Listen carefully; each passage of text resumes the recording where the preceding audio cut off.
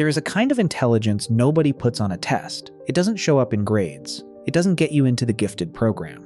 Nobody pulls you aside in 3rd grade and says, "You have this." In fact, most of the people who carry it spent years being told something was wrong with them instead. It's called traumatic intelligence.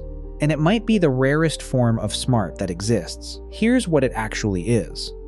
Traumatic intelligence is what develops in a person who had to think faster, feel deeper, and read situations more accurately than any child should have to, simply to survive their own home.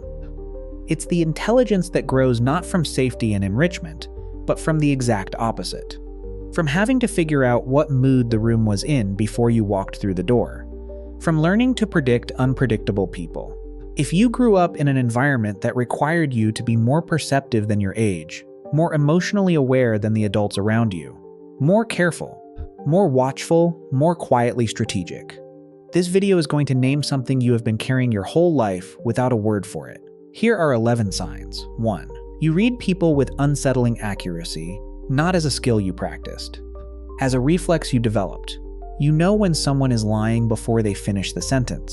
You notice the micro-expression that contradicts the words. You feel the thing underneath the thing someone is saying. Most people find this impressive. You find it exhausting because you can't turn it off. 2. You are hypervigilant in safe situations. Your nervous system never fully received the memo that the danger passed. You scan rooms. You notice exits. You track mood shifts in people around you like weather patterns. In situations where everyone else relaxes, you stay alert. Not because you choose to, because your body never learned it was allowed to stop. 3. You became the emotional caretaker long before you were old enough to drop a comment right now if you were the one keeping the peace in your house as a child. The one who managed the emotional climate. Who knew when to go quiet, when to deflect, when to disappear, when to perform happiness so that the room stayed stable. That wasn't a personality, that was a survival strategy. And it probably still runs automatically today. 4. You understand people's pain almost too well. When someone tells you about their hurt, you don't just sympathize. You inhabit it.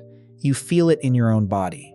You understand the specific texture of their suffering, because somewhere in your history, you learned that understanding was how you stayed safe. Empathy as a survival mechanism leaves a specific kind of depth that nothing else creates. 5. You think in layers most people don't access. You are almost never taking a situation at face value. There is always the thing being said, and the thing being meant, and the thing underneath that, and the thing that would explain both of those. This multi-layered processing exhausts you.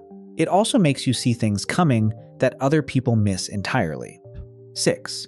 You struggle to trust good things. Subscribe right now if you've ever waited for something good to go wrong, not because you're pessimistic, but because experience taught you that safety is temporary.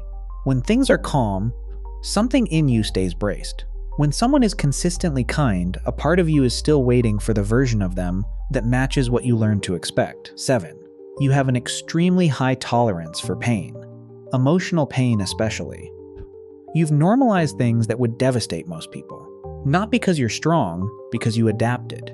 Because something had to be normalized to keep functioning.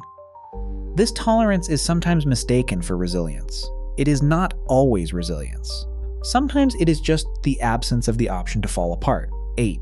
You are deeply loyal, sometimes to people who don't deserve it, because connection felt so conditional, so earned, so fragile. When you find it, you hold it. Even past the point where letting go would be healthier, even when the relationship costs more than it gives. Traumatic intelligence often includes traumatic loyalty, staying long after you should have left, because leaving felt like the more dangerous option. 9. You are brilliant at solving other people's problems and terrible at solving your own. You can see someone else's situation with crystal clarity. You know exactly what they need to do. But when it comes to your own life, the same clarity disappears. Because your intelligence was trained outward, trained to read and manage and fix the external world, and turning it inward on yourself was never safe or practiced. 10.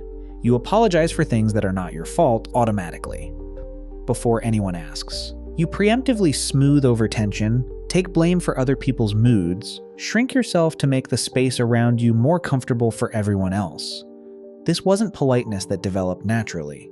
This was a child learning that taking up less space led to fewer consequences. 11. You are exhausted in a way that sleep doesn't fix, not physical tiredness, something deeper. The exhaustion of a nervous system that has been running on high alert for so long that it forgot any other setting existed.